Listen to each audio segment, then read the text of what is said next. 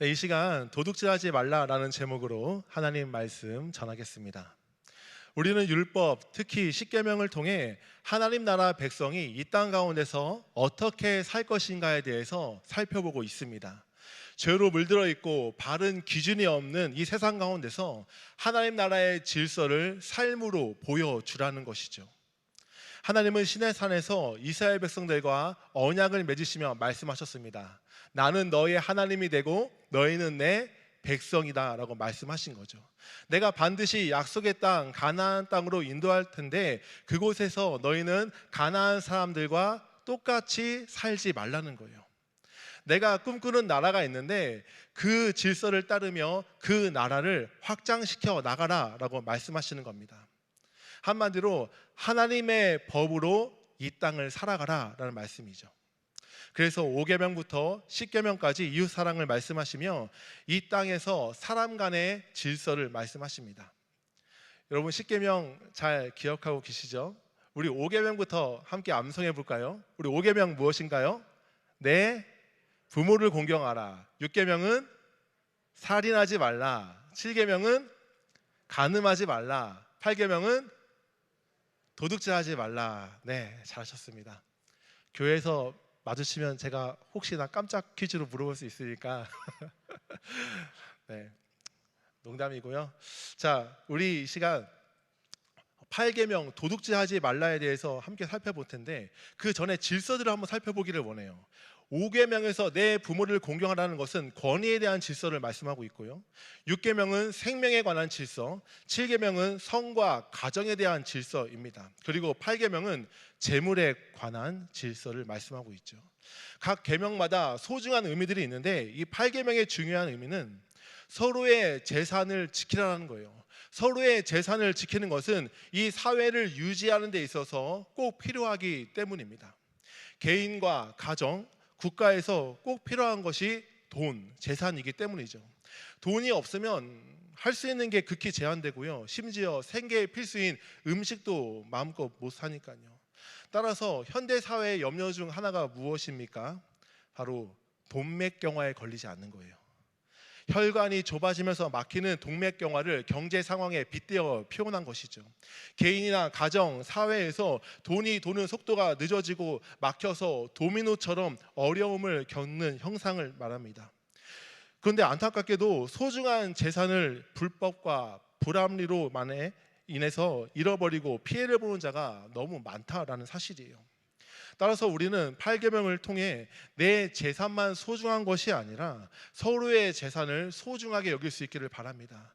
나아가 바른 재물관으로 돈을 많이 버는 것이 아니라 잘 벌고 잘 사용할 수 있는 우리가 되길 주님의 이름으로 축복합니다. 여러분, 도둑이란 말은 우리에게 참 흔한 용어입니다. 그만큼 일상에서 빈번하게 일어나고 있는 일이죠. 이 도둑이라는 그 단어 자체만으로도 참 우리의 마음을 힘들게 합니다. 제가 한 일주일 동안 이 도둑에 대해서 계속 이렇게 묵상을 했는데 그러다가 우리의 마음을 즐겁게 하는 도둑을 하나 발견했습니다. 바로 밥도둑입니다. 우리가 반찬이 너무 맛있고 밥과 너무 잘 어울려서 눈 깜짝할 사이에 밥 한 공기를 뚝딱 해치는 것을 밥도둑이라고 하잖아요. 입맛이 없거나 기분이 우울할 때 나만의 밥도둑을 찾는 것, 만드는 것도 좋겠다 싶습니다. 근데 이렇게 밥도둑 외에는 모든 각종 종류의 도둑은 우리의 마음을 참 무겁게 하죠. 소중한 물건을 잃어버렸을 때 그 분노와 그 상실감은 이루 말로 다 표현할 수가 없습니다. 여러분 혹시 도둑 맞아본 적 있으신가요? 도둑질 해본 적 있으신가는 안 물어보겠습니다. 대부분 살아가면서 크게 작게 이렇게 한 번씩은 경험하는 것 같아요. 네, 저도 있어요. 저도 초등학교 때 누가 부모님이 사주신 그 새 자전거를 가져갔습니다. 정말 너무 받았을 때 기뻤고 얼마 되지 않았는데 누가 훔쳐간 거예요. 아직도 기억합니다. 파란색 삼천리 자전거였어요. 마음 먹고 가져가려고 하니까 쇠 자물쇠를 채워도 소용이 없더라고요. 이처럼 우리 삶에 크고 작은 도둑질이 얼마나 빈번하게 일어나는지 모릅니다. 소매치기범, 집안에 든 도둑, 각종 보이스피싱과 최근 부동산 전세 사기까지 수많은 것들이 있죠. 그로 인해서 우울과 큰 질병, 자살하는 사람들까지 정말로 많은 피해를 보고 있습니다. 그렇다면 우리는 질문해 봐야죠. 왜 이런 일이 끊임없이 일어나는가? 그리고 가장 원론적으로는 우리는 왜 서로의 재산을 지켜야 하는가? 여러분, 우리가 왜 서로의 재산을 지켜야 합니까? 내 재산이 소중하듯 상대방의 재산이 소중하기 때문에 맞습니다. 공산주의처럼 사유재산을 인정하지 않으면 여러 가지 사회적 어려움이 발생할 수 있기 때문에 맞는 말이에요. 하지만 본질적인 답은 무엇입니까? 우리는 성경에서 찾아야죠. 하나님께서 모두에게 각자 사유재산을 인정해 주셨기 때문입니다. 하나님께서 사유재산을 인정해 주셨기 때문에 우리는 자신의 재산을 잘 지킬 뿐 아니라 상대방의 재산 또한 잘 지켜야 한다는 사실이죠. 그래서 십계명의 다음에 이제 배상에 대한 말씀이 나오는데요. 양을 누가 훔쳐갔을 경우에 4배로, 소는 5배로 갚아야 한다고 말씀하고 있습니다. 따라서 도둑질하지 말라는 말씀은 하나님께서 개인과 가정에게 사유 재산을 인정하셨다는 것을 전제로 말씀하고 있는 거예요. 그런데 왜 사람들은 물건을 훔쳐갈까요? 본질적으로 무엇 때문입니까? 죄 때문입니다. 그리고 분명히 주인이 있음에도 불구하고 내가 주인이 되고자 하는 마음 때문이죠. 각 물건에 주인이 있다는 그 인식이 희미해진 거예요. 마음의 욕심 때문에요. 그리고 내 욕심으로 누군가가 물건을 잃어버렸을 때 상대방의 마음이 어떤지 전혀 고려하지 않는 거죠. 제가 자녀를 키워보니까 각 물건에 주인이 있다는 개념이 꽤 어릴 때부터 형성되더라고요. 42살 전부터 이거는 엄마 거, 이거는 아빠 거, 이거는 자기 거라는 소유 개념이 있어요. 그래서 제가 이거 아빠 거니까 다시 줘 이러면 얘가 갖고 놀다가 다시 이렇게 줍니다. 자기 게 아니니까요. 그리고 제가 아들 장난감을 가지고 같이 놀다가 아들이 저에게 달라고 하면 얼른 돌려줍니다. 빨리 안 주면 큰일 나요. 내 건데 아빠가 안 돌려줬다고 막 울고 난리 나니까요. 이렇게 어릴 때부터 소유에 대한 개념이 분명히 있는데 죄로 말미암아 훔쳐가는 것이죠. 그래서 그 피해로 개인과 가정이 큰 어려움을 겪는 것이고요. 여러분, 성경에서 등장한 가장 처음에 나타난 도둑질의 개념은 무엇입니까? 선악과 사건입니다. 하나님의 소유인 선과 악을 알게 하는 나무 열매를 훔쳐서 먹은 것이죠. 그 이후 도둑질은 타락한 인간에서 고질적인 범죄 중에 하나로 등장합니다. 창세기 31장에 라헬이 그의 아버지 드라빔을 훔쳐가죠. 또한 여호수아를 중심으로 가나안 땅에 입성할 때 아간이 훔친 사건도 우리가 잘 알고 있지 않습니까? 그런데 성경은 비단 물질적인 것에만 도둑질이라고 말하지 않아요. 물질적인 것을 넘어서 사람을 훔치는 유괴, 사람의 마음을 훔치는 것, 그리고 영적인 것까지도 다 도둑이라고 말씀합니다. 그래서 신명기 24장에 보면 사람을 유인하여 그를 노예로 부리거나 판 것이 발견되면 죽여라 말씀하죠. 여기서 유인하고 유괴한다는 것도 물질적인 도둑과 똑같은 원어를 사용하고 있어요. 사람을 유괴하는 것도 도둑질의 확장 개념입니다. 또한 사무엘하 15장에 보면 압살롬이 재판을 통해 이스라엘 사람의 마음을 훔쳐가는 것이 기록되어 있죠. 다윗을 향한 그 마음을 자기로 향한 마음으로 훔치려고 하는 거예요. 이때 본문도 똑같은 원어를 사용하죠. 이렇게 마음을 훔치는 것 또한 하나님 보시기에 도둑질하고 있다는 거예요.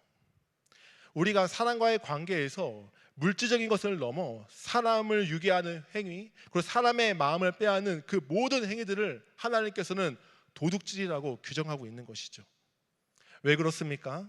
하나님께서 모든 만물을 창조하셨고 우리에게 주신 생명과 인격 그리고 존엄을 빼앗고 자신이 주인이 아닌데 주인 행세를 하고 있기 때문입니다. 그런데 여러분, 성경에서 도둑의 개념은 사람과의 관계에서 국한되지 않습니다.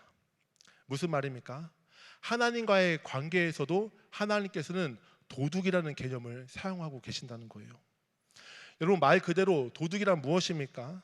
각 물건의 주인이 있는데 그 주인의 물건을 훔쳐가는 거잖아요. 나아가 상대방의 인격과 마음을 훔치는 것 아닙니까? 그렇다면 모든 것의 진정한 주인은 누구십니까? 모든 우주 만물을 말씀으로 창조하신 진정한 주인은 누구십니까? 사람과 재물, 모든 것의 주인이신 하나님을 주인으로 인정하지 않는 것, 그 모든 것이 하나님께 대하여 도둑질한 것이죠. 하나님을 주인으로 인정하지 않고 모든 창조 질서를 무너뜨리는 행위가 도둑질이라는 거예요. 따라서 사람과의 관계에서 나는 단지 물건을 훔치지 않았으니까 나는 괜찮겠지 이렇게 생각해서는 절대 안 된다는 것이죠. 그렇다면 성경에서 하나님께 대한 도둑질은 어떠한 것들로 표현하고 있는지 우리가 짧게 4가지로 살펴보기를 원합니다. 첫 번째는 말씀의 도둑질을 말씀하세요. 예레미야 23장에 보면 나 여호와가 말하노라 그러므로 보라 내가 서로 내 말을 도둑질하는 선지자들을 내가 치리라 말씀하세요. 하나님께서 거짓 선지자들을 향해 내 말을 도둑질했다고 책망하십니다. 그러면서 내가 그들을 결코 가만두지 않겠다 말씀하세요.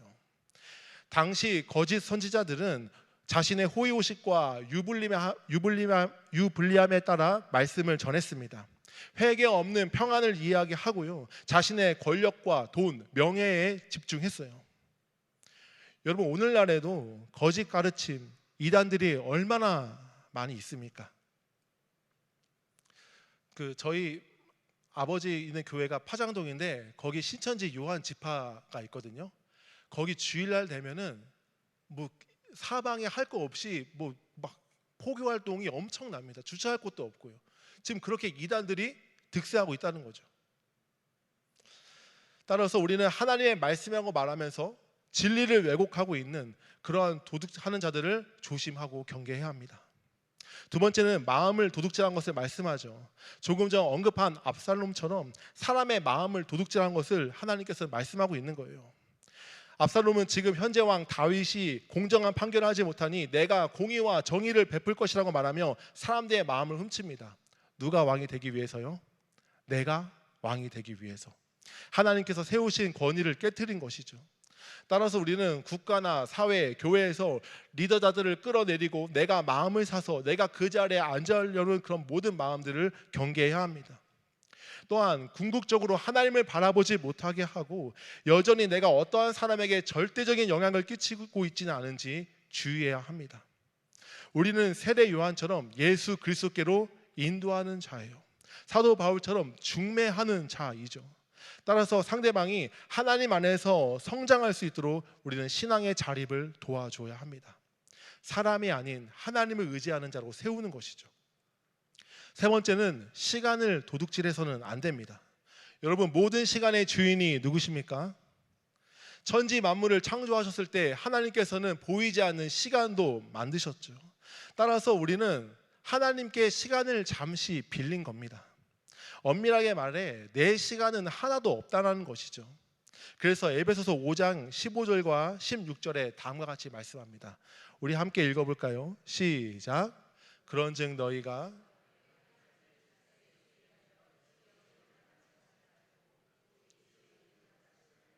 세월을 아끼라 때가 악하니라. 지혜 있는 자같이 행하는 것이 무엇입니까? 이 시대가 악하니까 허망하고 허탄한 데서 시간을 사용하지 말라는 것이죠. 세월을 아끼라를 원어로 직역하면 기회를 건져라 라는 말씀이에요. 우리가 죄로 말미암아 하나님과 상관없이 떠나보내려고 하는 그 많은 시간들을 하나님 안에서 하나님을 위한 의미 있는 시간들로 건져내라는 것이죠.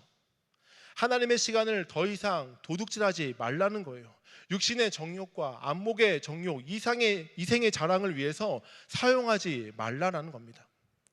네 번째는 11조를 비롯한 헌금을 도둑질해서는 안 됩니다. 우리 말라기 3장 8절과 9절 말씀도 함께 읽겠습니다. 시작. 사람이 어찌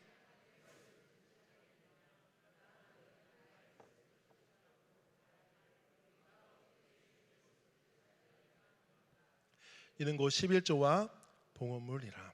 아멘. 여러분, 하나님께서 우리 각자에게 재산을 인정해 주셨습니다.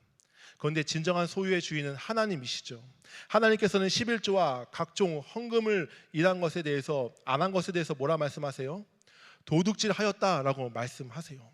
그리고 나의 것을 도둑질하였으므로 너희가 저주를 받는다라고 말씀하십니다. 여러분, 우리가 왜 헌금을 드립니까? 물론 우리가 헌금을 드리면서 우리의 필요를, 물질적인 복을 구할 수 있어요. 그것이 잘못된 것은 아니죠. 하지만 오늘날의 투자의 개념, 가장 확실하고 안정된 그런 투자라고 생각해서 헌금을 해서는 안 됩니다. 헌금은 철저하게 은혜에 대한 반응입니다. 그것이 감사함으로 표현되는 것이죠. 나아가 모든 물질의 주인이 하나님이라는 것을 고백하는 거예요. 더 나아가 내 삶 전부를 하나님께 드린다는 고백입니다.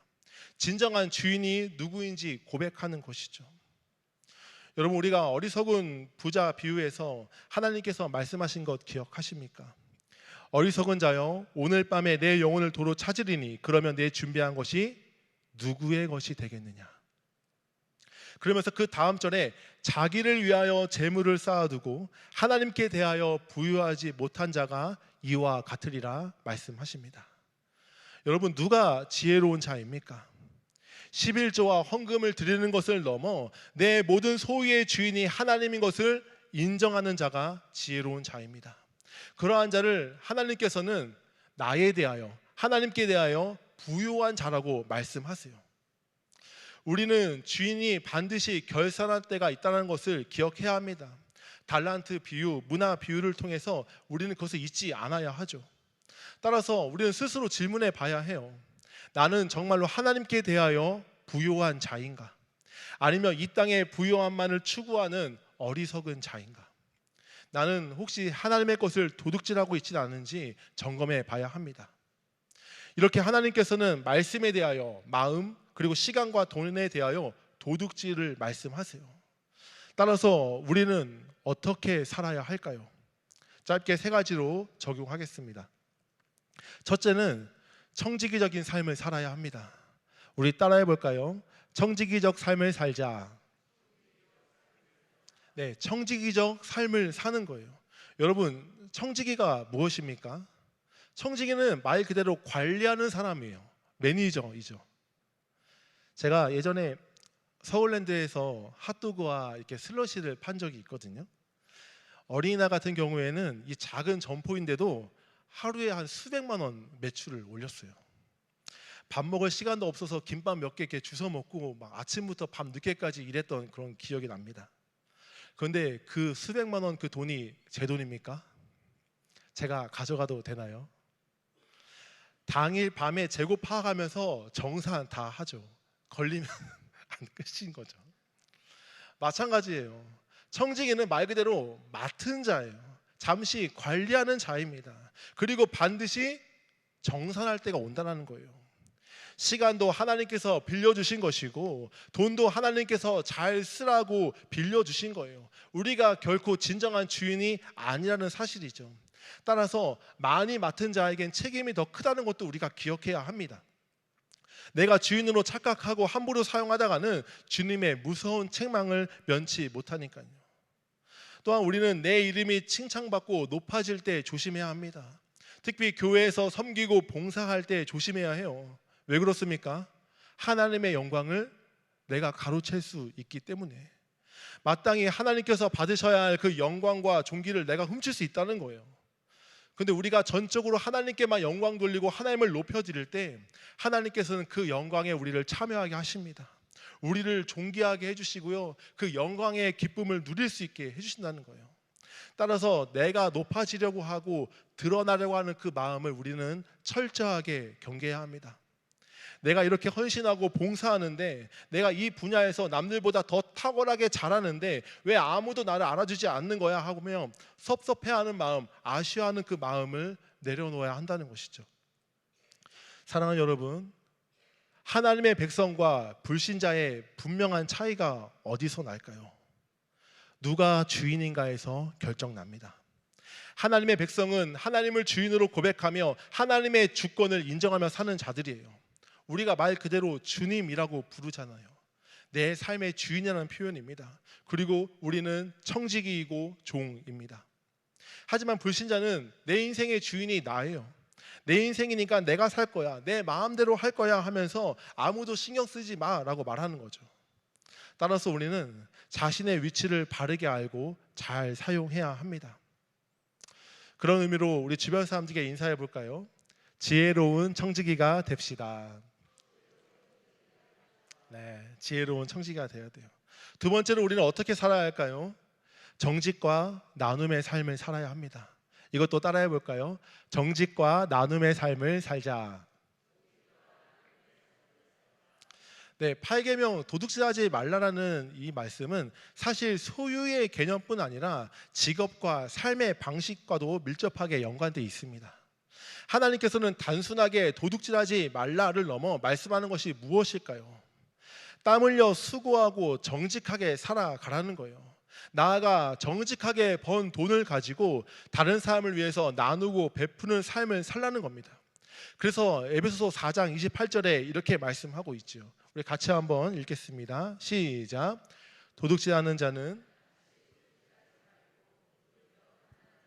구제할 수 있도록 자기 손으로 수고하여 선한 일을 하라. 여기서 보니까 도둑질하지 말고 돌이켜 무엇하라고요? 가난한 자에게 구제하라. 그리고 어떻게 해요? 자기 손으로 수고하여 선한 일을 하라라고 말씀하고 있는 겁니다. 따라서 우리는 비트코인이나 로또 과도한 투기는 철저하게 경계해야 합니다. 하나님은 성실하고 정직하게 자기의 그 수고로 손으로 번 것을 인정하시기 때문이에요. 또한 탈세와 부당한 이득, 이중장부도 우리가 쓰지 말아야 하죠. 따라서 우리가 어떻게 돈을 벌 것인가, 이 일터에서의 영성이 매우 중요합니다. 그리고 그 돈을 가지고 구제하고 나누는 삶을 살라는 것이죠. 여러분, 하나님 나라의 큰 특징 중에 하나가 무엇인 줄 아십니까? 소외된 자가 없는 거예요. 영적으로나 정서적으로 뿐만 아니라 물질적으로 소외되지 않는 거죠. 대표적인 예가 삭개오 아닙니까? 예수 그리스도를 만나면 실제적으로 삶에서 어떠한 회개가 일어나나요? 돈에 대한 회개가 일어납니다. 한마디로 정직하게 벌고 나누는 삶을 사는 것이죠. 내 소유의 절반은 가난한 자를 위해서 나눠주겠다라고 고백합니다. 그리고 부당하게 속여 빼앗은 것은 4배로 갚겠나이다라고 이야기를 하죠. 앞으로는 제가 나눔의 삶을 살겠습니다. 정직한 삶을 살겠습니다라는 고백입니다. 이것이 구원받은 자가 일상에서 변화되는 전형적인 특징이라는 거예요. 저는 이 시간에 여러분께 권면드립니다. 헌금을 드리는 곳으로 그치는 것이 아니라 교회 안과 밖에서 나눔의 삶을 사시기를 바랍니다. 우리가 조금만 이웃과 사회를 둘러보면 심장병 어린이, 장애인들, 보육원, 또한 다른 대륙의 그 가난한 아이들까지 힘들어하고 고통당하는 자가 얼마나 많은지 몰라요. 한 달에 10,000원이라도 정기적으로 후원할 수 있기를 바랍니다. 또한 우리나라에 피가 많이 부족한 실정이에요. 정기적인 헌혈도 방법이고요. 또한 사후의 각막 기증이라는 것도 있습니다. 사후의 각막 기증은 우리가 사실 죽은 후에 각막이 필요 없잖아요. 신청 절차도 간편하고 30불이면 그 적출도 가능해서 장례 절차에 영향도 끼치지 않고요. 앞을 못 보는 누군가에게 새로운 빛을 보게 해준다면 얼마나 의미 있는 일일까요? 여러분, 오늘 말씀이 우리에게 특히 중요한 이유가 있습니다. 세상 사람들이 우리를 평가하는 중요한 잣대가 되는 계명이기 때문이에요. 무슨 말입니까? 일터와 세상 사람들에게 가장 많이 노출되는 접하는 계명이라는 겁니다. 그래서 세상 사람들은 우리의 재물관, 일터의 현장의 태도와 자세, 우리가 돈을 사용하는 것을 보고 우리를 판단하는 거죠. 우리가 교회에서 뜨겁게 예배하고 기도하는 모습을 세상 사람들에게 보여줄 수는 없잖아요. 그들은 그리스도인들이 직장에서 어떠한 태도와 어떠한 가치로 살아가는 것을 보고 판단합니다. 함께 일하면서 가장 쉽게 보여지기 때문이죠. 우리가 더욱 정직과 나눔으로 하나님의 나라를 삶으로 보여줄 수 있기를 바랍니다. 마지막 3번째는 전도하는 삶을 살아야 합니다. 이것도 따라해 볼까요? 전도합시다. 네, 도둑질하지 말라는 계명에서 웬 갑자기 생뚱맞게 전도합시다인지 모르겠다고 하시는 분이 있을지도 모르겠는데, 여러분 한번 생각해 보십시오. 진정한 도둑이 누구입니까? 요한복음 10장에 도둑이 오는 것은 도둑질하고 죽이고 멸망시키려는 것뿐이다 라고 말씀하죠. 원수 사탄이 진정한 도둑입니다. 원수 사탄은 하나님의 영광을 가로챈 자이고요, 또한 하나님을 향한 사람의 마음을 훔쳐간 도둑 아닙니까? 그가 하는 일이 뭐예요? 도둑질하는 것이고 죽이고 멸망시키는 것이죠. 하지만 예수님께서 이 땅에 오셔서 하신 일이 무엇입니까? 생명을 얻게 하셨어요. 그리고 더 풍성하게 얻게 하셨습니다. 따라서 예수님께서 우리에게 맡기신 사명이 무엇입니까? 빼앗긴 영혼을 건져내는 것, 사탄이 훔쳐간 그 영혼들을 다시 건져내는 일입니다. 생명을 얻게 하는 것이 마땅한 일이죠. 전도와 선교입니다. 앞서 정직하고 나눔의 삶, 그것도 하나님 나라의 방식으로서 그 자체로 의미가 있어요. 하지만 정직과 나눔은 세상에 울림을 주고요, 그리고 자연스럽게 삶의 전도가 되는 것이죠. 이번 무더운 날에 이 광복절 휴가도 반납하면서 국내 선교를 다녀온 선교 팀원들, 청년들 너무 귀하고 수고 많으셨습니다. 또한 후원으로, 또한 기도로 함께해 주신 모든 성도님들 정말 감사드립니다. 우리 주님이 정말로 기뻐하시는 사역이라는 거예요. 하나님이 찾으시는, 원하시는 사역입니다. 도둑맞은 영혼들을 건져내는 사역이기 때문이죠. 오늘 말씀을 맺겠습니다. 여러분, 누가 지혜로운 자입니까? 영혼의 관점에서 생각하는 자입니다. 영원하신 하나님 앞에서 최후의 결산이 있을 것을 기억하는 삶이죠. 800계명을 범한 자의 최후가 어떠합니까? 하나님께 바친 물건을 훔쳐간 아간, 하나님께 대적했기에 진멸당합니다. 돈꾀를 맞고 거기에 넣은 것을 훔쳐간 도둑 가룟 유다는 어떠합니까? 비싼 향유를 부었을 때 화를 내던 자, 그리고 대제사장에게 예수를 팔 테니 얼마를 주겠냐고 묻는 자였죠. 예수님께서 무죄하다는 사실을 알고도 은 30에 넘겨준 그는 비참한 최후를 맞이합니다. 여러분, 우리 모두는 아담이 선악과 열매를 훔쳐 먹음으로 생명을 잃어버린 큰 도둑질을 당했던 자들입니다. 하지만 예수님께서 이 땅에 오셔서 어떻게 행하셨습니까? 자신의 생명과 모든 것을 하나님께 아낌없이 드림으로 우리의 잃어버린 생명을 찾아주셨습니다. 예수님은 철저하게 하나님의 시간에 맞춘 삶을 사셨고, 물질을 넘어 모든 삶을 하나님 아버지의 뜻대로 사는 삶을 사셨습니다. 따라서 구원받은 우리의 삶은 모든 것의 주인이 하나님인 것을 인정하는 삶, 청지기적 삶을 살아야 합니다. 내가 받은 은혜, 내게 주어진 시간과 물질, 그리고 그 모든 것을 하나님께 영광으로 돌려드리는 삶, 또한 내가 받은 그 모든 것들을 교회와 세상 가운데 정직과 나눔으로 실천하는 삶을 살아야 하는 것이죠. 원수 사탄은 지금도 우리를 속입니다. 우리의 소중한 시간들을, 우리의 소중한 물질과 소중한 재능들, 우리가 집중해야 될 그 모든 에너지들을 얼마나 빼앗아 가려고 하는지 몰라요. 이제 우리는 이웃의 재산을 지키는 것을 넘어 진정한 주인이신 예수 그리스도를 삶으로 인정하고 삶으로 전할 수 있는 우리가 되기를 바랍니다. 우리 마지막으로 로마서 14장 8절 말씀 읽겠습니다. 시작. 우리가 살아도 주를 위하여 살고 죽어도 주를 위하여 죽나니 그러므로 사나 죽으나 누구의 것입니까? 주의 것입니다. 삶으로 주인 되신 주님을 인정하는 삶을 사시길 주님의 이름으로 축복합니다. 이 시간 전심으로 우리 주님께 고백하며 나아가겠습니다.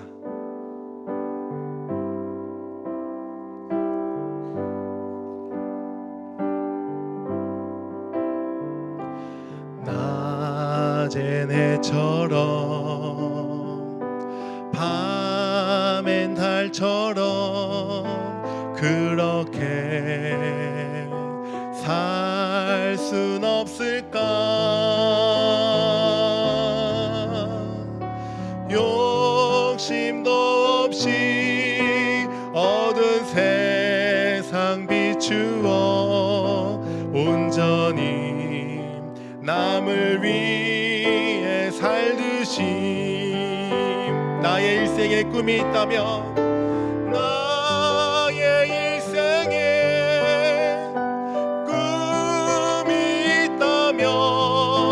이 땅에 빛과 소금 되어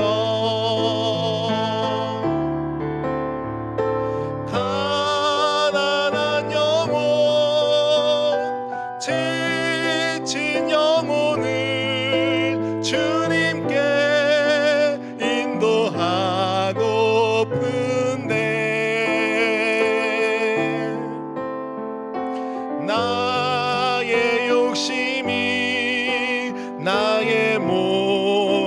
자가 언제나 거다람진대어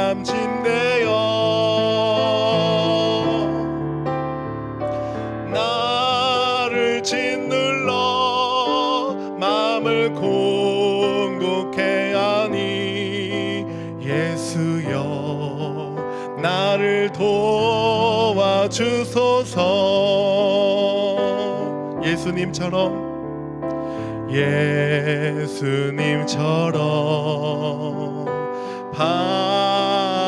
바울처럼 그렇게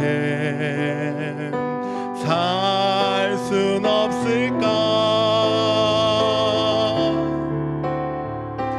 남을 위하여 당신들의 온몸을 온전히 버리셨던 것처럼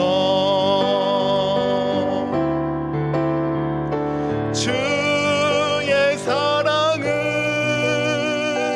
베푸는 사랑 값없이 거저주는 사랑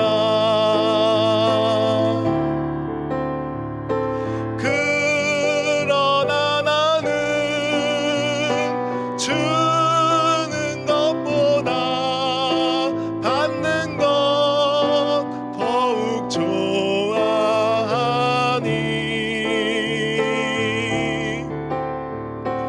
나의 입술은 주님 닮은 듯하나 내 맘은 아직도 추하여